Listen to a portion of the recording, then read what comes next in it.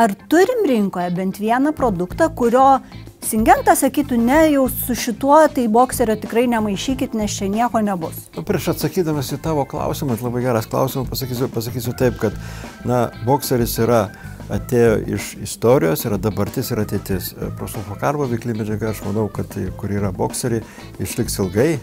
Ir tikrai bokseris pats iš savęs kaip produktas leidžia maišyti su tavo paminėtais produktais ir Staccato, ir Legacy Pro, ir Elipris, Mateno Duo. Žodžiu, jisai antiek yra toks lankstus produktas ir iš kitos pusės jam reikalingi kiti partneriai, kad praplėsti spektrą labiau nuo dviskilčių piktžolių, kadangi bokseris jis nėra labai stiprus nuo dviskilčių piktžolių. Bokseris yra labai stiprus iš dviskilčių kaip daržinė žliugė, kuria matom problemą javose, kuri atkeliauja iš rapsų, kadangi ten naudojam rinkoje labiau naudojami herbicidai po rapsų sudygimo ir čia jau kviečiuose tampa problema.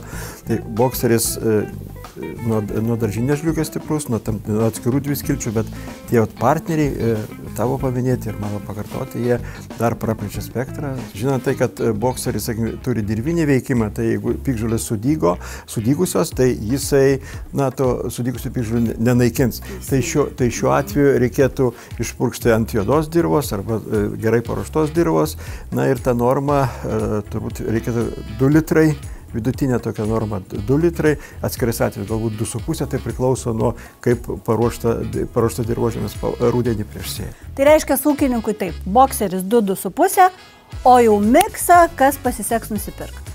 Taip, dėl partnerio prie bokserio, tai iš principo tai jau yra jūsų ūkininko pasirinkimo laisvė. Sakykime, jeigu tu bokserį pasirinki 2 litrus, jos laikai, o tada partnerį ir Legacy Pro, ir sakykime, Staccato, ir Elipris paminėtas, ir Mateno Duo. Visai tikrai tinka. Jeigu kyla klausimų dėl mišinio pasirinkimo, tai skambintų mūsų konsultantam, nes mes turim visą Lietuvą puikių konsultantų, agronomų, ir Paulius, ir Tautvydas, ir Arnas, ir Andželika, ir Marija. Ir Rūtai, ir tau gali skambinti, ir Juozui mūsų gali skambinti. Ir tikrai jūs padėsite pasirinkti, jeigu reikės atvyksit į lauką pasižiūrėti, koks teisingiausias. Tikrai taip. Kas, bet Syngentos darbuotojai tikrai bokserį esant tą prosulfokarbo veiklę medžiagą iščiupinėja, tikrai visais aspektais ir toliau ieškom tų sprendimų būdų. Tikrai mes patarsim geriausią variantą ir galim užmesti akį į laukus, kaip čia padaryti. Bet tik vieną nepamirškim, kad turi būti skutimas. Turi būti juoda žemė, kad dirvinis herbicidas veiktų. Ir turbūt nebijokim pavasarį, jeigu ten viena kita smilguolė išliks, galbūt skutimo metu jinai buvo sudygus rapse, mes jos nesunaikinom mechaniškai, jinai prigijo ir taip atsirado, bet tai efektyvumas, kai bandymai rodo šių metų, tai visi tie variantai arti 100 praktiškai nuo dirvinės smilguolės. Ir dirvinės smilguolės, jeigu atmintis nemeluoja, kvadratė buvo 150 varpų. Tai yra labai daug.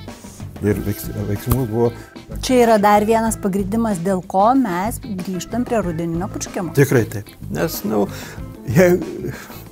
galim diskutuoti vėl čia be galo, be krašto, pavasarį dirvinę smilguolę mes galim naikinti, ten, sakykime, jau ją didelę, bet tai jau realiai dirvinė smilguolė padarys didelę žalą, kai jinai išplaukė, padengia virš kviečių, jinai atspindi tiesiog saulę, kvietis, tiesiog...